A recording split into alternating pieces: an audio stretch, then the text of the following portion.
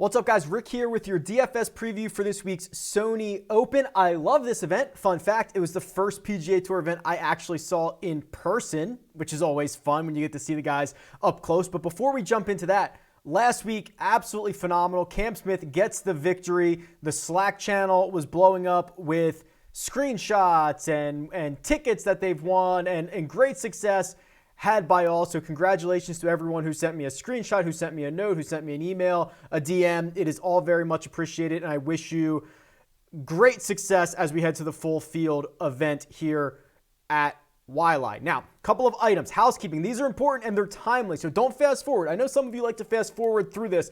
Give me like 90 seconds here and I'll run through them. All the tools that you see in this video and all my videos are from my website, RickRunGood.com, a massive golf database that is focused on DFS and betting purposes. If you would like to win a subscription, I forgot to do this last week because I was so excited. If you want to win a subscription to RickRunGood.com, there are two ways to do it. Make sure you like this video, you are subscribed, thank you very much for doing that, and leave a comment below with who you think is going to win the Sony Open. That's way number one. Way number two is to leave a 5-star rating and review on the podcast version of this show. Say something nice and leave me your Twitter handle so that I can get in touch with you. The link is in the description. That's announcement number one. Announcement number two, if you are in New York or basically 7 or 8 other states, Caesars has massive offerings for you, but the best ones are about to expire. So you've got about another week or so to take advantage of the $1,000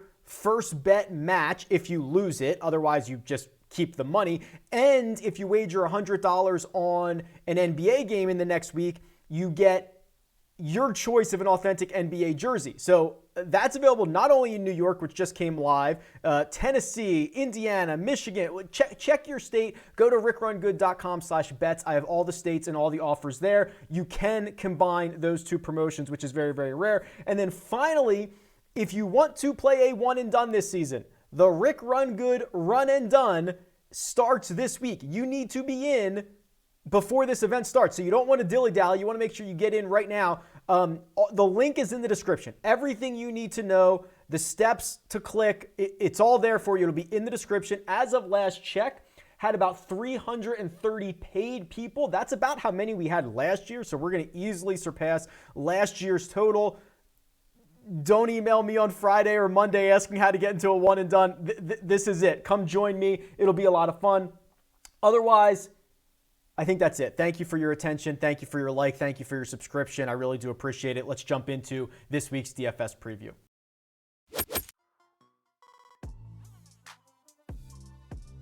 Waialae Country Club. That's right. We're going to Honolulu, Oahu. We were on Maui last week. Short little trip to Oahu, and this is generally a very easy course. It's a course with great history. We've played here basically every year for 52 consecutive years. I think the only year they've missed was 1970, so plenty of great data. Very flat course, very generous scores, I think, is what you're going to see this week. It's short, so we've seen some of our recent winners, Matt Kuchar, Kevin Na, guys that you don't necessarily have to hit it all that far to find success. Cam Smith, won a couple of years ago.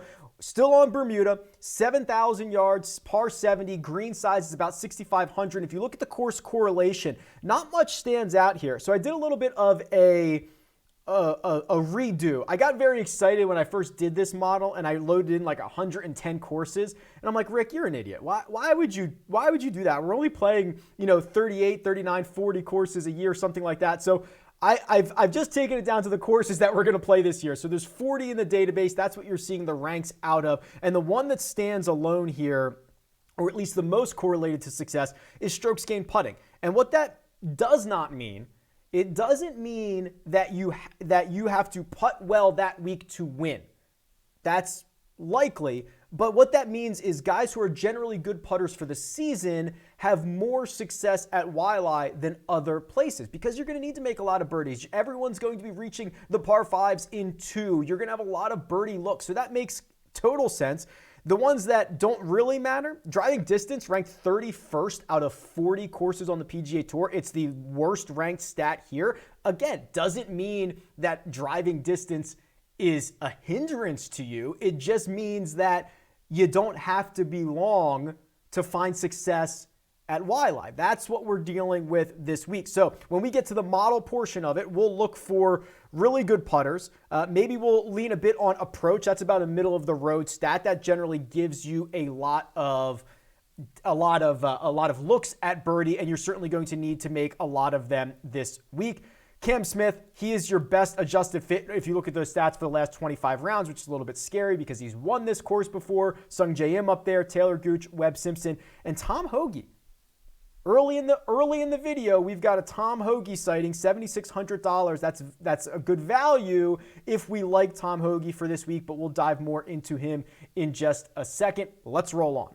I do real quick want to look at the power rankings. Last 50 rounds, we can sort by just players in this field and start to see how this is shaking out, to see if we can get kind of a grasp of a couple names before we actually start looking at the cheat sheet and the golfer profiles and the Holy Grail and all that good stuff. Chad Ramey, number 1 in the raw power rankings. Now, this is why we have the conversation about weighted versus raw strokes gain metrics. Get to that in just 1 second. Cam Smith, number 2 in the last 50. No surprise there. Seamus Power, Sungjae Im, Maverick McNeely, Taylor Gooch showing up again. Let's weigh these. So Chad Ramey, of his 50 rounds, the majority of them were on the Korn Ferry Tour. So when I go to the weighted strokes gain metrics and I change this to 50 rounds, the same time frame, I'm sure Ramey's going to drop significantly down the board. And yeah, he does. I don't even really see him. 33rd. That's where he drops to. So that's why the weighted stuff is so important. Cam Smith, is he going to go back-to-back? I don't know. If I knew the answer to that question, I could just stop the video right now. But he is played splendidly last week, is going back to a place at Waialae where he's won. He is the statistical model darling, as he really was last week, right? Kept popping up all over the place. We'll see what his ownership is later in the week, and he's certainly going to be, he is the most expensive golfer. I'll tell you that right now. Sungjae Im is 2, Webb Simpson 3, Gooch 4, Harris English 5. Just kind of getting a sense of these players. I want to talk a lot about Sungjae. I want to talk a lot about Webb Simpson for that matter. So I think we should hop on over to the cheat sheet. 5 golfers over $10,000, and the pricing came out before we had a slew of WDs. Ches Reavie out, Lonto Griffin out, Troy Merritt in, Bryson DeChambeau out. So that was the big name that came out of the top range here. So Smith, Hideki, Webb Simpson, Sungjae Im, and Mark Leishman. I'll be very quick on Cameron Smith. He was absolutely phenomenal last week, as you can imagine. Gained, just battles it out with John Rahm. Basically, we cashed, everybody cashed in on their Cam Smith ticket. I believe he's in for a big year. I described that last week. I described it in a video that I did looking for players for 2022. I described it in an article that I wrote for Golf Digest. I'm very, very bullish on him. So I certainly expect the good play to continue. It's just a matter of if you want to pay the price and what you can fit around him.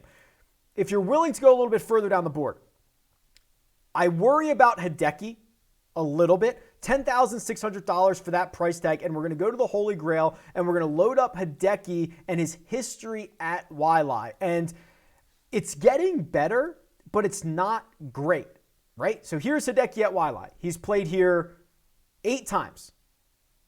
Does not have a top 10.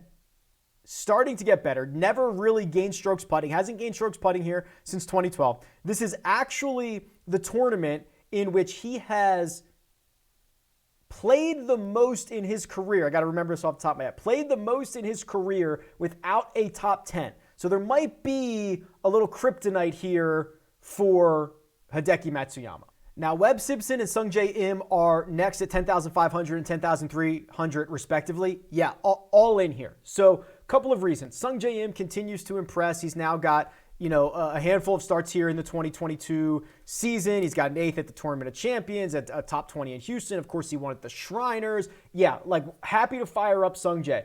But another guy I'm super bullish on, Webb Simpson. Really weird year last year. I can show you that. But the last time we saw him, he was back to looking like Webb, right? He gained a ton of strokes on approach at the RSM Classic. But here's Webb's history at the Sony Open. And this almost gets lost because there's 5 unbelievable histories for Webb? You get Wyndham, you could throw Phoenix in there, you could throw the RSM Classic in there, maybe even a little bit of Harbor Town. There's just a lot of really good places for Webb. People forget about this one. So, in the 11 trips to Waialae, he's never missed the cut. He's got 7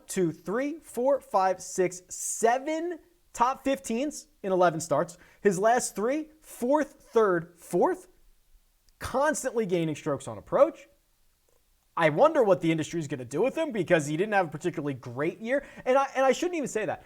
He did not have a Webb Simpson year last year, and he was still 12th in strokes gained. A down year, 12th on the PGA Tour in strokes gained total. Absolutely phenomenal stuff from Webb Simpson. I'm stoked about him for this year. So I've got no problem with Cam Smith. If you can fit him into lineups that you like, all good. Run him out there. But the Smith, Webb, and Sung Jae, those are the 3 that I'm focusing on in that $10,000 range. Let's move down to the 9s because there's a couple of interesting names here as well. Abraham Ancer, who seemingly wasn't a particularly great fit for the Plantation course, and that ended up shaking out as expected. I think he's a much better fit for Waialae. I like that. But there is one name that I cannot stop staring at in this $9,000 range, and it's Corey Conners. Let me try to do a couple of different illustrations here for Corey Conners. So I'm going to go back to the raw data on the power rankings. I'm going to keep it at 50 rounds, and I'm going to sort by approach. And I imagine Conners has got to be fairly close to the top of the list here. There is one name in this $9,000 range that I'm laser focused on, and it's Corey Conners. So let me try to illustrate something for Corey Conners here, and I'm going to go back to the power rankings. I've got this by the last 100 rounds, every single player in the field sorted by ball strikers, and Corey Conners is by far the best in the field. If I uncheck the field and go with everybody on tour, the top ball strikers in the last 100 rounds, that's a year basically for most guys. Jon Rahm, Colin Morikawa, Corey Conners. Elite ball striker. Well, of course he is. That's probably no surprise, but we know he's not a very good putter. Au contraire, at Waialae, he's got something shocking going on. I tweeted this out earlier. He has never, in 3 trips to Waialae, lost strokes putting. And not only has he never lost strokes putting, he's gaining like 13 strokes. I tweeted this out. It was basically there's only 5 courses in which Corey Conners has played 3 times in his career at least and has gained strokes putting on. He's not a very good putter. And this is far and away, the best putting spot for him. So maybe it's a coincidence. Maybe there's something he really likes. Maybe he has a little bit of a read. I don't know what it is, but the numbers are jarring. And when you combine that with the already elite ball striking, Corey Conners seemingly setting up very well this week at $9,600. I'm not as excited about the rest of this guys in the range here. Harris English didn't play particularly well last week. Taylor Gooch held his own, 15th in a field of 38 of the top players, and he was basically your MVP of the fall. No problem running Gooch out there, but I'm just laser focused on Conners, probably number 1 in the $9,000 range. Abraham Ancer likely my number 2 option, especially because I think you'll get a little bit of a discount, right? He doesn't have great course history around Waialae. Finished nearly dead last week. There's other good options here. I think Ancer's a little bit of a contrarian play. We'll see. Maybe on the Wednesday live chat, what his ownership looks like, and if he's someone that we can target. The $8,000 range. This is where the range starts to get bigger. Jason Kokrak absolutely destroyed us last week. If he finishes even T23, I probably win all the money. He did not. He finished dead last. That's a little bit concerning. But I want to start looking through. I want to try to find a data-driven way to look at these guys in the $8,000 range. So I'm going to go back over to the Holy Grail here, and I'm going to remove my filter for the tournament. And I'm just going to basically say since the start of 2021, so a little over a year, and then I'm going to sort by strokes gained total and just look for the first couple of $8,000 names that pop up. Well, Seamus Power pops up. Okay, he's 8,100. He's gaining over a stroke per round. He's the first guy in the $8,000 range that pops up. Russell Henley's number 2. Okay, Russell Henley, 84 rounds. Basically, all of his gains are via the approach play. Had a couple of close calls Last year, remember, he was one of your 54-hole co-leaders at the U.S. Open, had a really good stretch of golf, played well in Houston. I could get behind this. I could get behind Russell Henley. Let's just confirm his Sony history. Yeah, he's gotten 11th. Oh my God, perfect. 11th in 2021, 13th a few years before that, 17th in 2015, and your winner in 2013. So Russell Henley shaping up to be an interesting option there. Let's go back to the Holy Grail, continue for our search of $8,000 golfers, and Mav McNealy is next. Mav McNealy has been a pretty volatile golfer in his career, although recently we're starting to see an upward trajectory. Let me actually go to his golfer profile page because I think that might show it a little bit better here. If I can spell his name correctly, Maverick. Has my name in it, so I should be able to spell that. Okay, yeah, look at his chart here. So this is running strokes gained. And you can see from, and a lot of this, he's got just a few rounds, but basically his 2020, not great. He's basically a losing player. And then since the end of 2019, going into 2020, going into 2021, it's an upward trajectory, up and to the right, basically in full force. And you're going to see it even here in the fall. He played 6 times in the fall, runner-up at Fortinet. That was your first event of the year. Then his last 3 were all top 25s. Zozo, Houston, T11 there, T19 it was T11 in Mayakoba, T19 in Houston.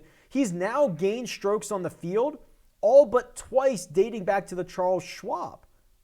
That's good stuff from Mav McNealy. I got to give him credit. We're starting to see the driver pan out. We're starting to see the game just get much sharper. This is kind of what you would expect from a young guy figuring things out. So this feels like a really good spot for him as well in the $8,000 range. So again, probably focusing on Henley, McNealy, maybe Seamus Power.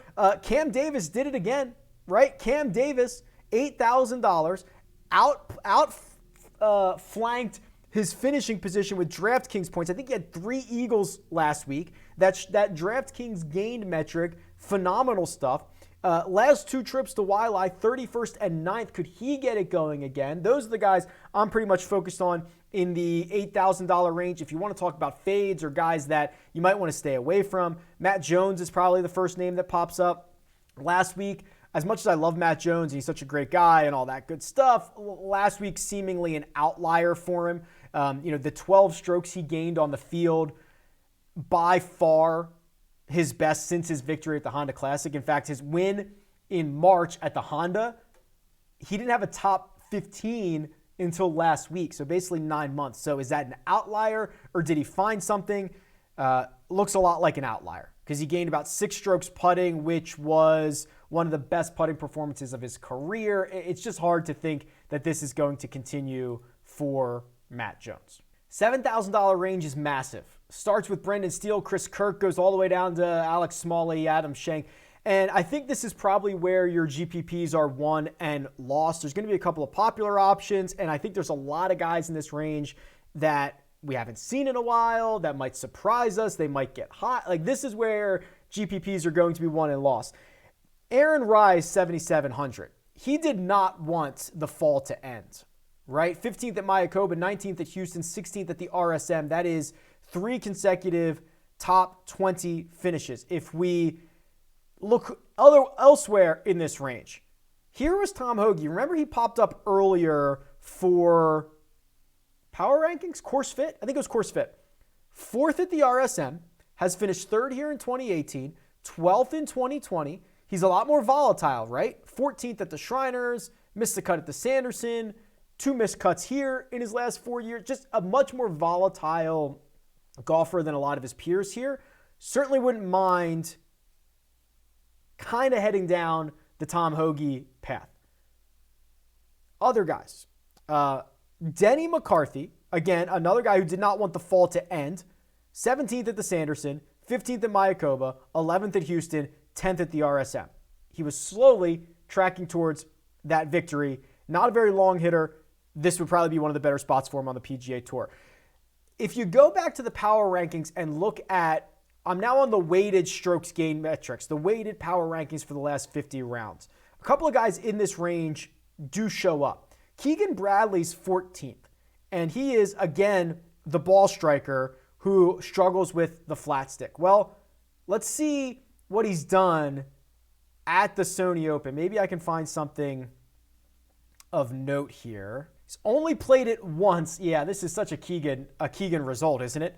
Only played it once, missed the cut, gained 5.6 ball striking, lost 7 strokes with the putter. Keegan's not very good. He's not going to lose 7 strokes with the putter again. In fact, I actually think he's been a lot better recently. Let me just pull him up. There was a time in a couple of months ago that we were saying this might be gains for Keegan Bradley. Let's just see where his putter's at the moment. Lost 3 strokes at the RSM Classic in 2 rounds, but has gained, I'll tell you what, he still has really bad putting weeks, but he has gained strokes in about half of his events dating back to the API. Now, when he loses, he's going to lose big, but this is what you're looking for. Gain 2, gain 2, gain 1, gain 1, gain 1, gain 1. Like, that's what you want from Keegan this week. There were 2 names that popped up when we did the power rankings. We did the raw power rankings because that includes the Korn Ferry Tour data, and it was Alex Smalley and Chad Ramey. Let's start with Alex Smalley here, who had an okay fall, right? He played 6 times, made the cut in 4 of them, had a 12th in Bermuda, a 15th at the Houston Open, hit his driver pretty well, gained between about a stroke and a half in most events. The putter can be very bad. It can be very good. I wouldn't mind that. You can kind of see he's had decent success on the Korn Ferry Tour, especially down the stretch of 2021, which is why you saw him pop up on the raw strokes gained power rankings there. And then Ramey was the other one, and Ramey's Korn Ferry stats are even better, right? So if you go back and you look at his 2021 on the Korn Ferry, he lost strokes to the field, man, basically twice. And one of them was, I watched, that was at Paiute. That was 30 mile an hour winds and freezing. The other one he lost less than a stroke there. The other one was in Utah, lost a stroke to the field that week. He made the cut in both of those. The rest of the time he's been an absolutely just solid gainer. And then you look at what he's done now that he's got the status on the PGA Tour, and finished 14th at the Shriners, 17th at Bermuda. He did miss the cut at the RSM in Houston, but he was good with the ball striking in both of those. The reason that he missed the cut there, it was short game. It was around the green and putting. So interested to see if he's kind of able to take another leap forward. He's got a pretty decent pedigree when you start looking at the metrics. I start to get excited about Chad Ramey. And those guys are, Smalley is $7,000. Ramey is $7,100. So neither of them are particularly going to break the bank in that $7,000 range, which I think is pretty critical. And then just an absolutely massive $6,000 range here. I'll be honest with you, there's not a ton of names I'm super excited about. Hank Lebioda, I don't know what version we're going to get of him.